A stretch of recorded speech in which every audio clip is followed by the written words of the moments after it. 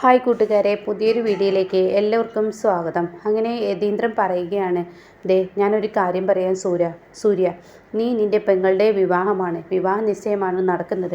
അവനൊരു ഫ്രോഡാണെന്ന് ഡാഡിയോട് ഞാൻ പറഞ്ഞില്ലേ, പിന്നെ എന്തിനാ ആ ഫ്രോഡിന് എൻ്റെ പെങ്ങൾക്ക് കല്യാണം കഴിച്ചു കൊടുക്കുന്നത്? എൻ്റെ പെങ്ങളുടെ ജീവിതം തകരാതിരിക്കാനാണ്. അത് കേട്ട ഉടൻ തന്നെ ഞാനൊരു കാര്യം പറയട്ടെ, കല്യാണം കഴിക്കാൻ പോകുന്ന പെണ്ണിനെ ആ ചെറുക്കനെ ഇഷ്ടമാണ്, അതുപോലെ നിൻ്റെ മമ്മിക്ക് ഇഷ്ടമാണ്. ഈ വീട്ടിലെ എല്ലാവർക്കും, നിനക്കും എനിക്കും മാത്രം ഇഷ്ടമില്ലെന്ന് പറഞ്ഞാൽ ആരെങ്കിലും ആ വാക്കുകൾക്ക് വലിയ മൂല്യം കൊടുക്കുക, പ്രത്യേകിച്ച് പത്മയുടെ ആങ്ങള. അതും കൂടി നീ മനസ്സിലാക്കണം. അപ്പോൾ അതുകൊണ്ട് തന്നെ പത്മ അന്വേഷിക്കില്ല.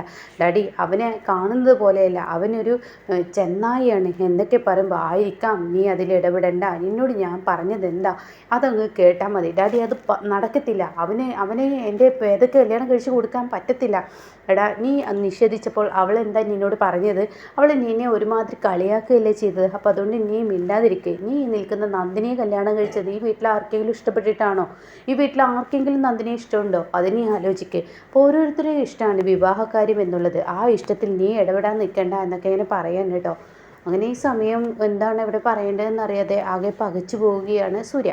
അപ്പോൾ ഈ സമയം സൂര്യൻ നിഷേധിക്കാൻ ഒരുങ്ങുമ്പോൾ ഉടനെ തന്നെ നന്ദിനി അതിൽ ഇടപെടുകയാണ്. അപ്പം നന്ദിനി പറയുന്നത്, സൂര്യ സാർ, ഞാനൊരു കാര്യം പറയട്ടെ, നിങ്ങളുടെ അച്ഛനിപ്പോൾ സംസാരിക്കുന്നത് നിങ്ങൾക്ക് വേണ്ടിയാണ്. നിങ്ങൾ മറ്റുള്ളവരുടെ കാര്യത്തിൽ ഓവറായി ഇടപെടേണ്ട. നിങ്ങളുടെ പെങ്ങളുടെ കല്യാണം പെങ്ങൾക്കും അമ്മക്കും എല്ലാവർക്കും ഇഷ്ടപ്പെട്ടെങ്കിൽ നിങ്ങൾ അത് നല്ല നിലക്ക് നിന്ന് നടത്തി കൊടുക്കും, ഒരു ആങ്ങളയുടെ സ്ഥാനത്ത് നിന്ന്. അല്ലാതെ അത് എതിർത്ത് ആളുകളുടെ വെറുപ്പ് സമ്പാദിക്കുകയല്ലേ വേണ്ടത് എന്നങ്ങനെ പറയുന്നു കേട്ടോ. അത് പറയുന്നതിനോടുകൂടി തനിക്ക് എന്താണ് അവിടെ പറയേണ്ടതെന്നറിയാതെ ആകെ പകച്ചു പോവുകയാണ്. ഇത് പാരി, ഞാൻ കണ്ടിരിക്കുന്ന നന്ദിനി തന്നെയാണോ എന്നോട് ഈ സംസാരിക്കുന്നത്? ഞാൻ കാണുന്ന നന്ദിനി തന്നെയാണോ എന്ന ലെവലിൽ ഇങ്ങനെ നോക്കുകയാണ് കേട്ടോ.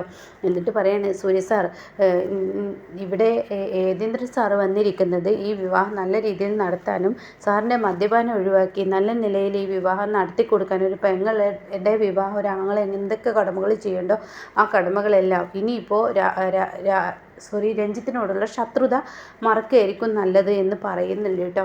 അങ്ങനെ ഈ സമയം രാജുവിനെയാണ് കാണിക്കുന്നത്. രാവിലെ എണീറ്റ് വന്ന് നന്ദിനി താഴോട്ട് ഇറങ്ങി വരികയാണ്. രാജു എണീറ്റ് വരുമ്പോൾ രാജുവിൻ്റെ കിളിയാകെ പോയിരിക്കുകയാണ്.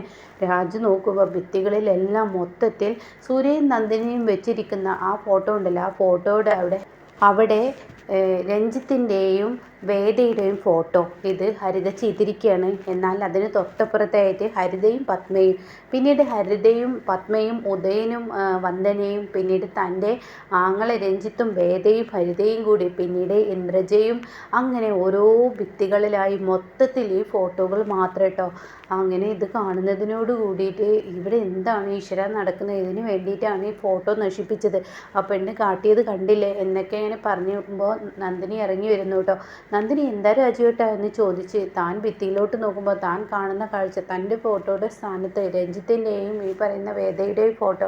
ആ സമയം നന്ദിനിയുടെ ഉള്ളിലും ചെറിയൊരു വേദന തോന്നിയെങ്കിലും തൻ്റെ വേദന ഉള്ളിൽ മറച്ചു വെച്ച് നന്ദിനി പിന്നീട് ഒന്നും മിണ്ടാതെ നന്ദിനി താഴോട്ട് ഇറങ്ങി വരികയാണ് കേട്ടോ. അപ്പോൾ അതിന് തൊട്ട് മുന്നേ ഇവിടെ യതീന്ദ്രൻ സംസാരിക്കുന്നുണ്ടല്ലോ, ആ സംസാരിക്കുമ്പോൾ നന്ദിനി അത് പറഞ്ഞു കൊടുക്കണ്ടേ, നിങ്ങളുടെ പെങ്ങളുടെ കല്യാണം നല്ല രീതിയിൽ നടത്തി കൊടുക്കൂ എന്നൊക്കെ ഇങ്ങനെ പറഞ്ഞു കൊടുക്കുകയാണല്ലോ. അങ്ങനെ ആ പറഞ്ഞു കൊടുത്തിട്ട് ഇവിടെ നിന്നും യതീന്ദ്രൻ പോകുമ്പോൾ സൂര്യക്ക് സന്തോഷമാവണം. നന്ദിനി, നീ എന്നോട് മിണ്ടിയല്ലോ, സമാധാനമായി എന്നൊക്കെ പറയുമ്പോൾ നന്ദിനിയാണെങ്കിലോ സ്ലേറ്റ് എടുത്തിട്ട് എഴുതുകയാണ്, സൂര്യ സാറിൻ്റെ അച്ഛനെ വേദനിപ്പിക്കേണ്ട എന്ന് കരുതി മാത്രമാണ് ഞാൻ നിങ്ങളോട് മിണ്ടിയത്, അല്ലാതെ ഞാനും നിങ്ങളും ഒറ്റയ്ക്കാവുമ്പോൾ ഒരിക്കലും മിണ്ടത്തില്ല, നമ്മൾ തമ്മിലുള്ള പിണക്കം സൂര്യ സാറിൻ്റെ അച്ഛനെ അറിയണ്ട എന്ന് പറഞ്ഞിട്ടാണ് നന്ദിനി ഇറങ്ങി വരുന്നത് കേട്ടോ. അപ്പോഴാണ് നന്ദിനി ഈ ഒരു ഭിത്തിയിലുള്ള ഫോട്ടോ മൊത്തത്തിൽ കാണുന്നത്. അപ്പോൾ നന്ദിനി ഇങ്ങനെ മനസ്സിൽ ചിന്തിക്കുകയാണ്, ഈശ്വര, ഇതിനിപ്പോൾ ഇനി ഞാൻ എന്തെങ്കിലും ഒരു മൂളിക്കഴിഞ്ഞാൽ സൂര്യ സാർ ഇതിൻ്റെ പേരിൽ പ്രശ്നം ഉണ്ടാക്കും. ഇപ്പോൾ രാജു പറയണം, മോളെ, ഈ വീട്ടിൽ ഇന്നും വഴക്ക് തന്നെ. അത് കേൾക്കുന്ന നന്ദിനി, രാജേട്ടന് അടുക്കളയിൽ എന്തൊക്കെ പണിയുണ്ടെന്ന് നോക്കിക്കൂടെ?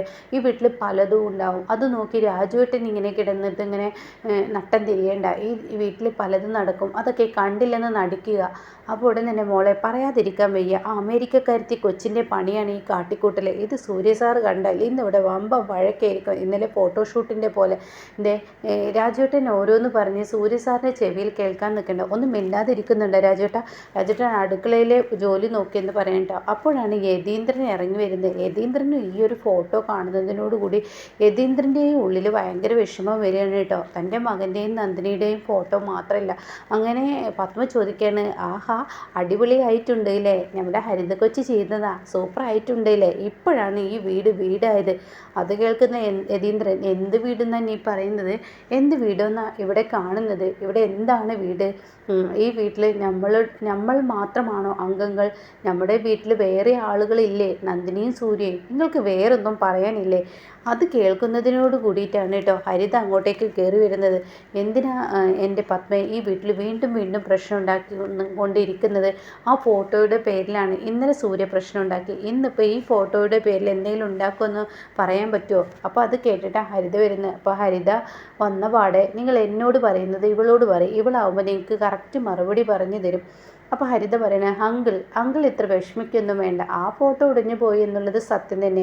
പക്ഷേ ഇവിടെ സത്യത്തിൽ ഇവിടെ സൂര്യയുടെ നല്ലൊരു ഫോട്ടോ കിട്ടണ്ടേ, അവന് നമ്മുടെ ഒപ്പം നിന്നിട്ടില്ലല്ലോ, അവനൊരു ഫാമിലി ഫോട്ടോ ആയി നിന്നിട്ടില്ലല്ലോ. എന്തൊരു സ്വഭാവക്കാരനാണ്, അവനൊരു ഫാമിലി ഫോട്ടോ ആയി നിൽക്കണ്ടേ, എങ്കിൽ മാത്രമല്ലേ അവന് നിൽക്കുന്നത്. ഇവിടുത്തെ രാജു, ഇവിടുത്തെ വേലക്കാരൻ്റെ ആ ഒരു സ്ഥാനത്ത് നിന്നല്ലേ സൂര്യ ചെയ്തിരിക്കുന്നത്. സൂര്യ എവിടെ ഞങ്ങളുടെയൊക്കെ ഒപ്പം നിന്ന ഫോട്ടോ പിന്നെ ഇങ്ങനെ അങ്കിൾ ഇവിടെ തൂക്കും എന്നൊക്കെ ഇങ്ങനെ പറയുമ്പോൾ കണ്ടില്ലേ, ഹരിതക്കുച്ച് പറയുന്നത് കേട്ടില്ലേ, നിങ്ങളിത് കേട്ട് പഠിക്ക്, നിങ്ങൾക്ക് തീരെ ബുദ്ധിയില്ല, ഈ കുട്ടിയുടെ ബുദ്ധി പോലും നിങ്ങളിലില്ല എന്നൊക്കെ പറയുമ്പോൾ യതീന്ദ്രൻ സംസാരിച്ചിട്ട് എന്ത് കാര്യം, ഒന്നും പറയാനില്ല എന്ന ലെവലിൽ യതീന്ദ്രൻ അവിടെ നിന്ന് പോവുകയാണ് കേട്ടോ. അപ്പോൾ ഹരിത പറയണേ, സൂര്യ ഓരോ ദിവസവും അവൻ്റെ അന്തസ്സ് കളഞ്ഞുകൊണ്ടിരിക്കുകയാണ്. അവനാണെങ്കിലോ ഇങ്ങനെ ഓരോ ദിവസവും ഇങ്ങനെ താഴ്ന്നുകൊണ്ടിരിക്കുകയാണ് എന്നൊക്കെ ഇങ്ങനെ പറയാൻ കേട്ടോ. അപ്പോഴാണ് വേദയുടെ കൂട്ടുകാരി അവിടെ എത്തുന്നത് കേട്ടോ. ഹിമയോ അങ്ങനെ എന്തോ ഒരു പേര് പറഞ്ഞല്ലോ.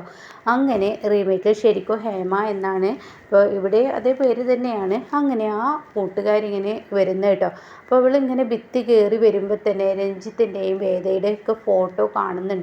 അപ്പോൾ ഇവൾ ചോദിക്കുകയാണ്, ആൻറ്റി വേദ എവിടെ, വേദ ഒത്തിരി നേരമായി നിന്നെ കാത്തിരിക്കുന്നത്, നീ എന്തത്ര വൈകിയത്.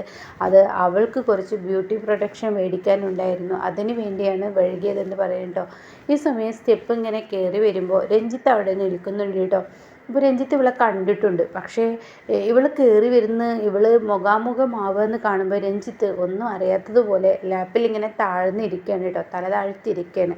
അപ്പോഴേക്കും ഇങ്ങനെ ഹിമ പതിയെ ഇങ്ങനെ കയറി വരികയാണ്. എന്നിട്ട് ഹിമ ഹായ് എന്നിങ്ങനെ പറയുകയാണ്. അപ്പോൾ തന്നെ ഹായ് എന്ന് രഞ്ജിത്തും കൊടുക്കുകയാണ്. ഞാൻ വേദയുടെ ഫ്രണ്ടാണ്, ബെസ്റ്റ് ഫ്രണ്ട്, എൻ്റെ പേര് ഹിമ എന്ന് പറയുന്നത്. അപ്പോൾ ഒരു തരം ഈ ഭക്ഷണങ്ങളൊക്കെ ഒരു തരം നാവിൽ വെള്ളൂറുന്നത് പോലെയുള്ള അങ്ങനെ ഒരു ആർത്തിയാണ് കേട്ടോ ഇവനിൽ കാണുന്നത്. അങ്ങനെ ഇവളാണെങ്കിലോ ഞാൻ വേദയെ ഒരുക്കട്ടെ എന്ന് പറഞ്ഞ് പോകുന്നുണ്ട്. ആ സമയം ഈ ഒരു ലാപ്ടോപ്പ് രഞ്ജിത്ത് അവിടെ വെക്കുകയാണ് കേട്ടോ. പിന്നീട് അവൻ്റെ മുഖത്ത് അവനെ ഒളിപ്പിച്ച് വെച്ചിരിക്കുന്ന അവൻ്റെ ആ സ്വഭാവം ഇനി സ്റ്റാർട്ട് ചെയ്ത് തുടങ്ങുകയാണ്. അങ്ങനെ രഞ്ജിത്ത് തൻ്റെ ലാപ്ടോപ്പ് എടുത്തിട്ട് തൻ്റെ ആ ഒരു കാറുണ്ടല്ലോ, ആ കാറിൻ്റെ മുന്നിലോട്ട് തൻ്റെ മുഖം ഇങ്ങനെ കാണിക്കുമ്പോൾ ആ ലാപ്പിൽ കാണാം തൻ്റെ മുഖം ഇങ്ങനെ കാണുന്നു കേട്ടോ. അപ്പോൾ ആ കാറിൻ്റെ മുകളിൽ രഞ്ജിത്ത് ഒളിക്യാമറ വെച്ചിട്ടുണ്ടാവും, ചെറിയൊരു ക്യാമറ ഫിറ്റ് ചെയ്തിട്ടുണ്ടാവും. ഇനിയാണ് കളി തുടങ്ങുന്നത്. രഞ്ജിത്തിൻ്റെ യഥാർത്ഥ മുഖം പുറത്തു വരികയാണ്. ഇവിടുന്ന് അങ്ങോട്ട് തിരിച്ചടി തന്നെയാണ് ഇനി പത്മക്കും. അതുപോലെ തന്നെ ഈ നിശ്ചയത്തോട് കൂടിയിട്ടാണ് കേട്ടോ ഈ ഒരു സീന് കഴിഞ്ഞാൽ ഇനിയിപ്പോൾ ഒരു മരണവും അറസ്റ്റും അങ്ങനെ പല കാര്യങ്ങളും ഇനി പത്മക്ക് ആ വീട്ടിൽ നടക്കാൻ പോവുകയാണ്. അപ്പോഴാണ് ഇനി നന്ദിനി ആരെന്ന് ഉള്ള ആ സത്യത്തിലോട്ട് പത്മ തിരിച്ചറിയാൻ പോകുന്നത് കേട്ടോ.